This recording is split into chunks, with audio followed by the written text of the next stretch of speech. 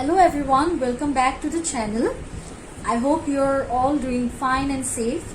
Today I'll be discussing one topic from Hindu law, that is section 9 to section 13 of the Hindu Marriage Act 1955. Now let us discuss these sections one by one. Number 1, section 9, restitution of conjugal rights.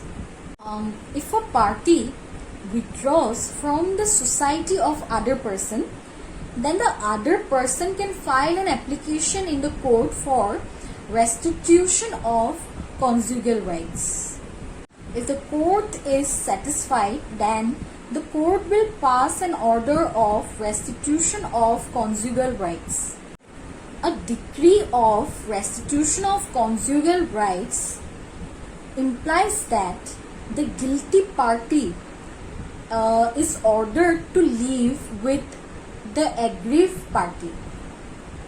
Alright guys, I hope you understood section 9. Now let us move on with section 10, that is judicial separation. Now, what is judicial separation? If both the parties to a marriage are of the opinion that they cannot continue in the marriage, then one of the parties can file an application in the court for judicial separation.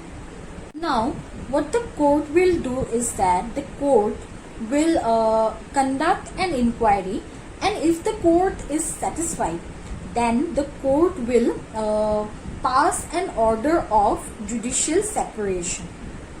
Say the court has passed an order of judicial separation, then it will not be it will not be mandatory for the parties to cohabitate anymore. Now, what is cohabitate? Cohabitate means that they are now not mandatory to live together anymore. Now guys, let us discuss about the next section, that is section 11, void marriage. Now what is void marriage? Void marriage means no marriage. The term void is like no, ends. Now let us see when a marriage becomes void. Number 1, if either of the parties has already a spouse at the time of the marriage. Number 2 is that if the parties are within the prohibited degree and it is not allowed by the custom. Number 3 of when a marriage is void is that if the parties are within the subinter relationship and it is not allowed by the custom. Guys, we discussed about void marriage, but now there is one more term. I know that and I hope that you have all heard about it, that is voidable. So let us discuss about voidable marriage as well.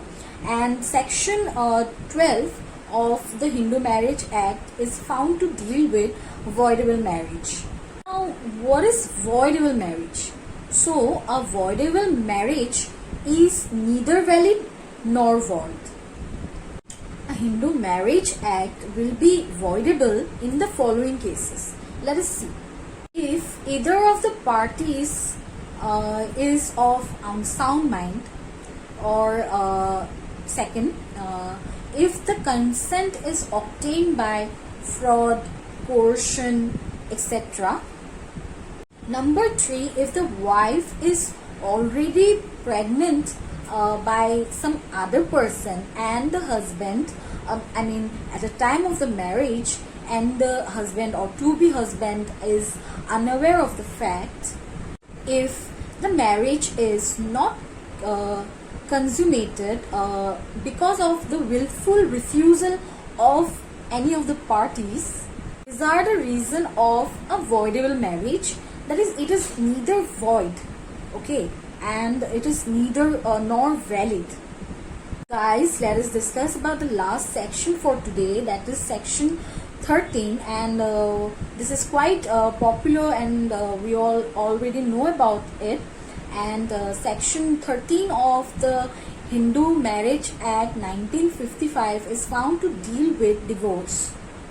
Now, like judicial separation, divorce is quite similar. The process, if both the parties to the marriage is of the opinion that they cannot continue in the marriage, then either one or both, obviously, so either of the parties can file an application in the court for divorce. And after looking at all the reasons, all the factors, if the court is satisfied, then the court will pass an order of divorce to the parties. And with this, guys, I would like to end today's topic. I hope you learned from it.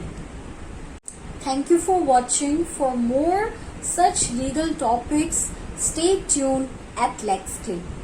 Stay home, stay safe. Thank you, guys.